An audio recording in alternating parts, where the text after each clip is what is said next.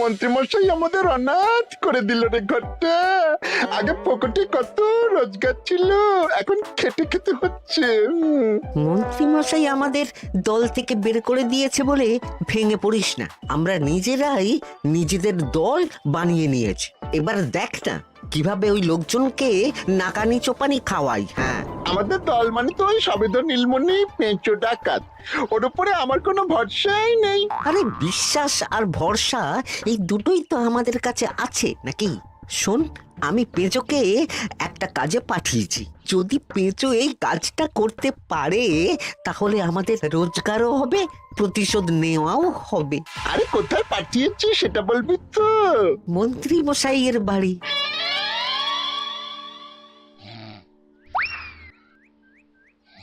এই তো সুযোগ, একদম পরিষ্কার হাতটা দেখা যাচ্ছে। এবার আমার শিল্পী হাতের কাজটা দেখাই।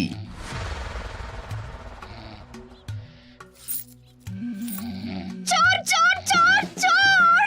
কোথায় কোথায় চোর? আমার গলার হার টেনে নিয়ে পালালো। এই তো কদিন আগে গড়িয়ে দিলাম। যাও না, গিয়ে চোরকে ধরো। ওই তো দেখা যাচ্ছে। এই বেটা দাঁড়া বলছি, হাতে পেলে না পিঠ গরম করে ছেড়ে দেবো। হাতে এলে তো এই এই এই বেটা দাঁড়া বলছি। এই বেটা দাঁড়া বলছি, দাঁড়া বলছি।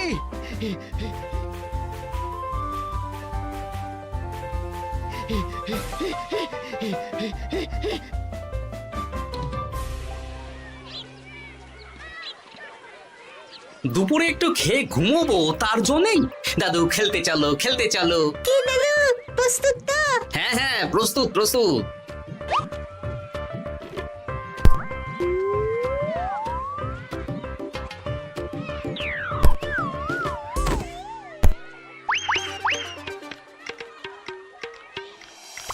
আরে আরে, এ তো পিছু ডাকাত।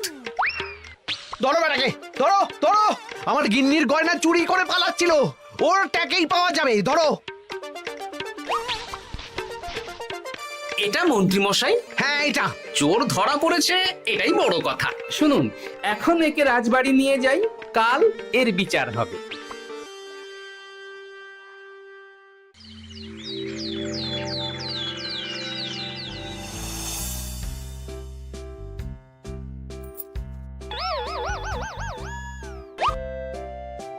এতদিন গোপাল বুদ্ধি দিয়ে বাজিমাত করত, এবারে তো সাহসিকতার মাধ্যমে ভয়কে জয় করে পেঁচো ডাকাতকে ধরেছে।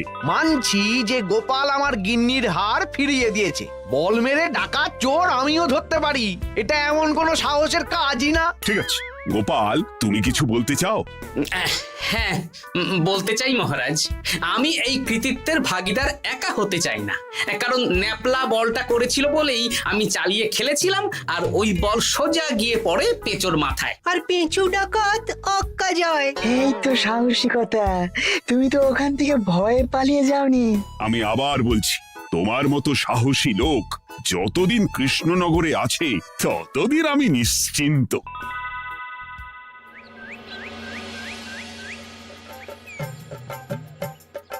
বলি সারাদিন আমি সংসার ঠেলছি আর আরেকজন খাচ্ছে যাচ্ছে ঘুরে বেড়াচ্ছে। গিন্নি, তুমি কি আমার কথা বলছো? আমি আর কার কথা বলতে পারি শুনি? না, আমি ছাড়া তোমার আর কেউ নেই, তুমি ছাড়া আমারও আর কেউ নেই। এই নাও সখী, শুধু তোমার জন্য।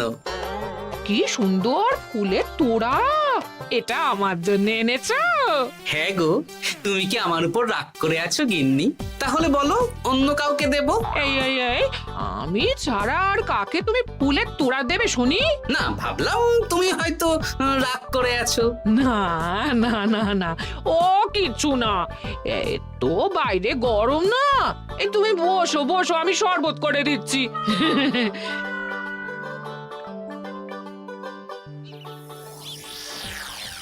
পুরো পরিকল্পনাটাই গোপাল চৌপাট করে দিল।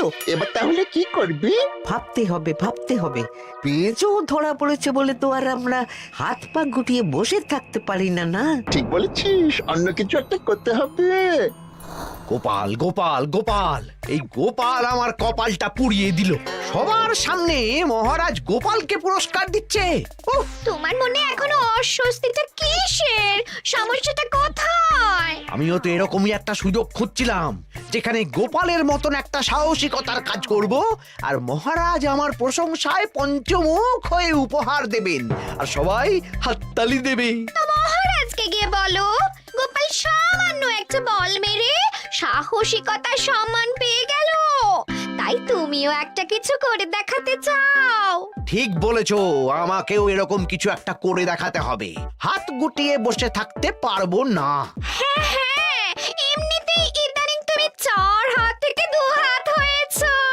কি বলতে চাইছো কি তুমি? আসলে এতদিন তোমার আরো 2টো হাত বটা আর ঘটা তোমার সাথে তালে তাল মিলিয়ে কাজ করতো, এখন তো ওরাও নেই। নেই না, ওই আপদ দুটোকে বিদেয় করে দিয়েছি।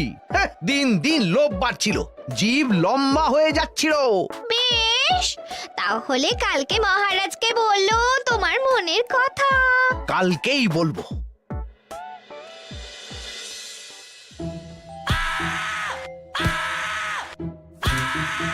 বল, তোকে কে পাঠিয়েছে বল? তোর এত বড় সাহস, তুই মন্ত্রী মশাইয়ের বাড়িতে দিনে দুপুরে চুরি করিস? বল। বলছি আমাকে ঘটাদা পাঠিয়েছিল। মন্ত্রী মশাইয়ের দল থেকে বেরিয়ে বটাদা আর ঘটাদা একটা নতুন দল খুলেছে, আমি ওই দলে যোগদান করেছি। আচ্ছা, এই ব্যাপার। বেটাদের একবার হাতে পাই।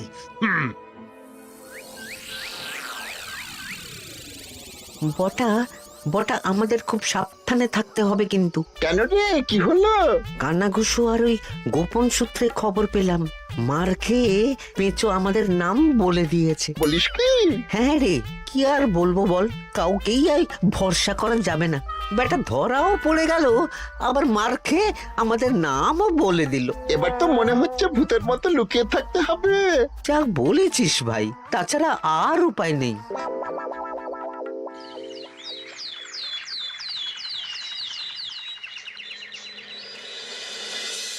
মহারাজ, আজ আমি সুবিচার চাই মহারাজ। কেন মন্ত্রী মশাই, আপনার উপরে আবার অবিচার কখন হলো? হ্যাঁ মন্ত্রী, তুমি কি সুবিচার চাইছো বলো?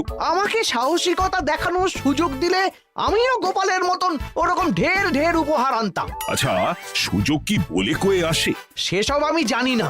আমিও ছোটবেলায় অনেক সাহসিকতার কাজ করেছি, তবে কোনো পুরস্কার পাইনি। আর গোপাল কিছু করলেই ওকে আপনি উপহার দিয়ে দেন। তা তুমি কি সাহসিকতার কাজ করেছিলে ছোটবেলায়? আমি একবার মামার বাড়ি গেছিলাম, তো একদিন মামার বাড়িতে হঠাৎ ডাকাত পড়ে। তাই দেখে আমি কয়েকটা ঢিল নিয়ে মামার বাড়ির পেয়ারা গাছে গিয়ে উঠে পড়ি। তারপর যখন ডাকাতের দল ডাকাতি করে বাড়ি থেকে মালপত্র নিয়ে বেরোচ্ছে, আমি আক্রমণ করি। দুম দাম দুম দাম দুম, ব্যাস, ডাকাত ধরা পড়লো। বেশ ভালো তো। হ্যাঁ, কিন্তু সেদিন কোনো উপহার বা সাহসিকতার পুরস্কার পাইনি। পুরস্কার দিতে হলে আমাকেও দিতে হবে, কারণ আমি প্রথম পেঁচো ডাকাতকে ধাওয়া করেছিলাম। যদি না উপহার পাই তাহলে আমি ঝামেলা করব। কিন্তু হঠাৎ করে কোনো কৃতিত্ব ছাড়া তো আর কাউকে সাহসিকতার পুরস্কার দেওয়া যায় না। তার আগে কিছু সাহসিকতার কাজ করে দেখাতে হবে, তারপর বিচার বিবেচনা হবে, তারপর তাকে সাহসিকতার পুরস্কার দেওয়া হবে। তাহলে আমাকেও কোনো সাহসিকতা দেখানোর সুযোগ দিন মহারাজ।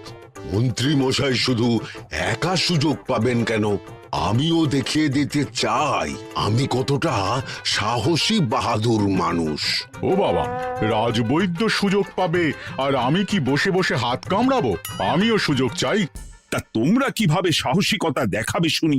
দেখুন মহারাজ, মানুষ সাধারণত কয়েকটা ব্যাপারে ভীতু, যেমন হিংস্র জন্তু জানোয়ার, সশস্ত্র ডাকাতকে ভয় পায়, আর আর আর আর ভূতের ভয়। হ্যাঁ, আমার তো মনে হয় সাহসিকতার পরীক্ষা করার জন্য এই তিনটের মধ্যে যে কোনো একটার সাথে মোকাবিলা করতে পারলেই বোঝা যাবে কে কত সাহসী। এটা তোমরা ঠিক বলেছ, কিন্তু ব্যাপারটা হলো জঙ্গলের পশুরা জঙ্গলে যেমন আছে থাকুক, ওদের নিয়ে নাড়াঘাটা করার দরকার নেই। ডাকাত তো গোপাল ধরেছে, এখন পড়ে থাকলো ভূত। মহারাজ, আপনি তাহলে ওই ভূতুড়ে বাড়ি খুঁজুন, তারপর সবাইকে ভূত ধরে আনতে বলুন। দেখি মন্ত্রীর আবদার মেটানোর জন্য তো তাই করতে হবে।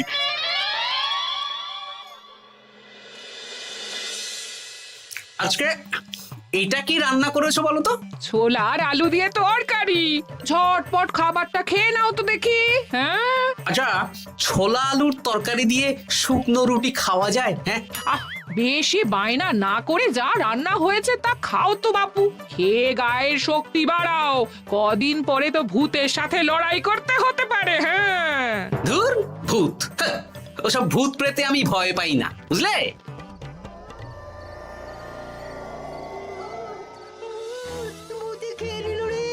কি ভয়ঙ্কর! মহারাজ বাঁচান, বাঁচান! মহারাজ উপরে পায়চারি করছেন, কোথায় ভূত? আমি মহারাজের সঙ্গে দেখা করতে চাই। আচ্ছা আচ্ছা, উপরে যান।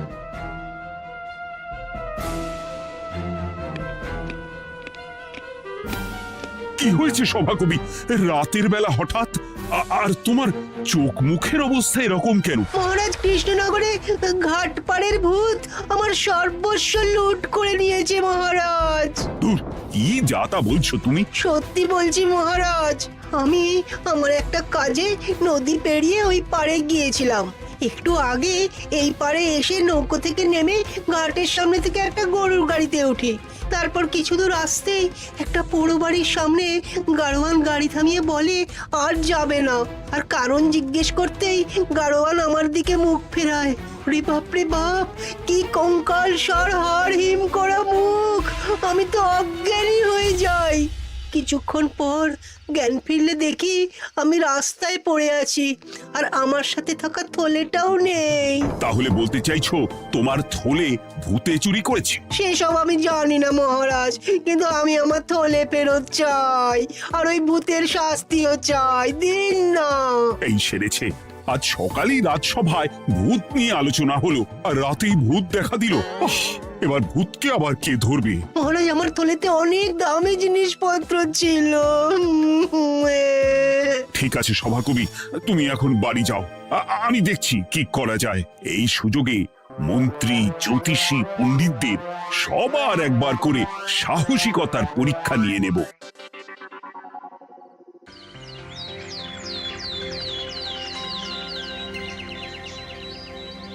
এই তো তোমরা সবাই চলে এসেছো। মহারাজ, আমার মনে হচ্ছে আপনি কোনো কথা বলার জন্য উদ্গ্রীব হয়ে আছেন। গতকাল আমার সব লুট করে নিয়েছে ভূত। কোথায়? কোথায় ভূত? সভাকবি, কোথায় ভূত? মন্ত্রী মশাই, বাড়িতে গিয়ে আয়নার সামনে নিজের মুখটা দেখুন, দেখতে পাবেন। গোপাল, খুব খারাপ হয়ে যাচ্ছে কিন্তু। ওসব খারাপ ভালো পরে হবে। আর মন্ত্রী, বৈদ্য, জ্যোতিষী, তোমরা কালকে বলছিলে না তোমরাও সাহসিকতা দেখানোর সুযোগ চাও? তাই ভূত ধরে দেখাতে পারলেই তোমাদের আমি পুরস্কৃত করব। কিন্তু মহারাজ, ভূত কোথায় পাওয়া যাবে? গতকাল রাতে ঘাট পাড়ি এক গাড়োয়ানের গরুর গাড়িতে চাপতেই তোমরা ভূত দেখতে পাবে। প্রথমে মন্ত্রী, বৈদ্য, জ্যোতিষী, তোমরা চেষ্টা করে দেখো। যদি ভূত ধরতে না পারো তখন গোপাল যাবে, আর যে বা যারা ভূত ধরে আনতে পারবে তাকে বা তাদেরকেই আমি পুরস্কার দেব। আমার কারো সাহায্য লাগবে না মহারাজ, কিন্তু আপনি এত করে যখন বলছেন, না হয় বৈদ্য আর জ্যোতিষীকে নিয়েই যাব। দেখবেন আমরাই ভূত ধরে আনবো। আমরা বীর, আমরা সাহসী। ওসব ভূত ধরা গোপালের কম্য নয়।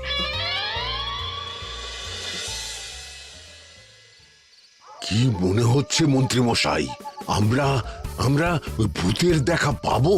আমার কিন্তু হালকা হালকা ভয় করছে, যদি কিছু সর্বনাশ হয়ে যায়। আরে এসব ভূত প্রেত কিচ্ছু নেই। এত ভয় পেলে চলবে না রাজবৈদ্য মশাই। ভূত ধরতে পারলেই পুরস্কার, শুধু ভগবানের নাম গান করুন। ওই তো একটা গরুর গাড়ি দেখা যাচ্ছে। মহারাজ তার মানে এর কথাই বলছিল। হ্যাঁ, আর তো অন্য কোনো গরুর গাড়ি দেখতেও পাচ্ছি না। এই যে ভায়া, কৃষ্ণনগর রাজবাড়ি যাবে? হ্যাঁ যাব, 2 মোহর লাগবে কিন্তু। 2 মোহর একটু কম করুন না। আচ্ছা ঠিক আছে, 3 জনে 1 মোহর দেবেন, আর কমাবো না। তাড়াতাড়ি বসুন।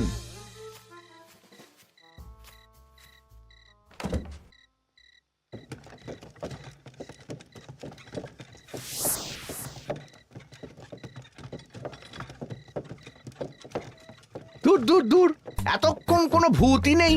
সভাকবি যে কি দেখে ভয় পেয়েছে কে জানে। অকারণে এক মোহর লোকসান। সত্যি আমরা অকারণে সাহসিকতার পরীক্ষা দিতে এলাম।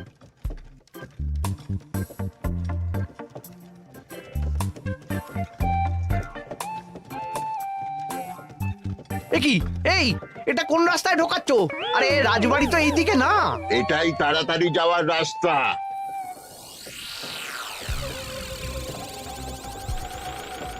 গাড়ি আর যাবে না। যাবে না মানে? আমরা তো রাজবাড়ি অবধি যাব।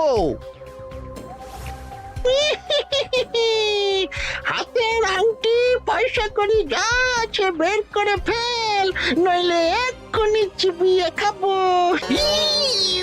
ওরে বাবা, ভূত ভূত পালাও। পালিয়ে যাবে কোথায়? আজ তাদের চিবিয়ে খাবো। ও ঠাকুর, বাঁচাও বাঁচাও ভগবান বাঁচাও।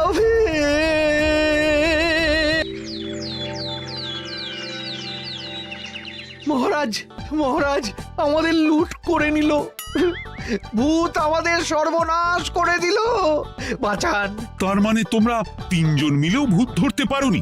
ছি ছি ছি ছি ছি। এই তোমাদের সাহস! আমরা কি করে জানবো মহারাজ যে আসল ভূত আছে? গোপাল, ব্যাপারটা কিন্তু খুবই সমস্যার।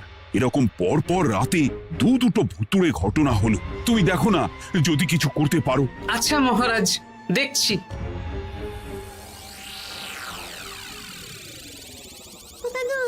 আমার কিন্তু ভয় করছে। শুনলাম কালকে মন্ত্রী মশাইকেও ভূতের তাড়া করেছিল।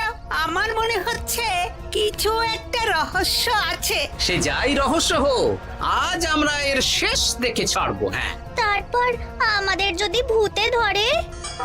তোরা কোনো চিন্তা করিস না, সব ওষুধ আমি এই থলে করে নিয়ে এসেছি। হয়তো ঘাটের কাছে একটা গরুর গাড়ি দেখা যাচ্ছে। ভাই, দক্ষিণ পাড়া যাবেন? হ্যাঁ যাবো, দুমোহর লাগবে।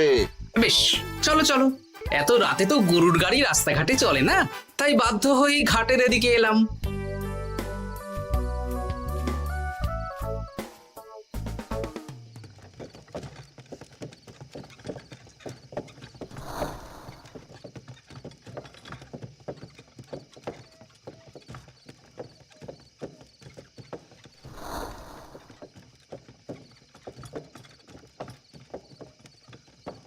আচ্ছা, অন্য গলিতে নিয়ে আমাদের ভয় দেখানোর মতলব? হ্যাঁ, ঠিক আছে, এগুলো চুপি চুপি চাপিয়ে নে, আমিও পড়ছি।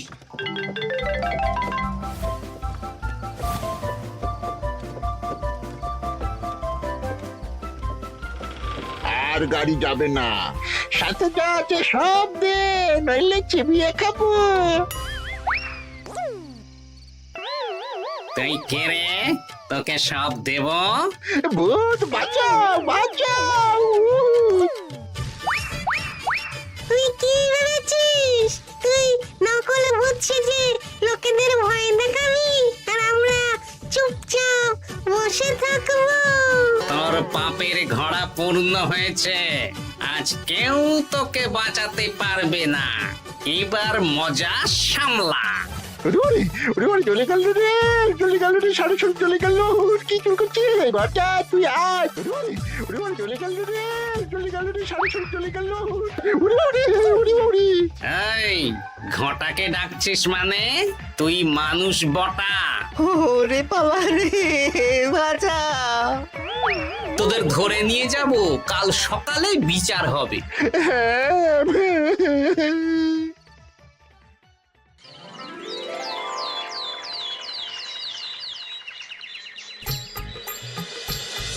সাবাস গোপাল, তুমি তো কামাল করে দিয়েছো। কিন্তু জ্যান্ত ভূত ধরে এনেছো। আমি তো এদেরকে খুঁজছিলাম।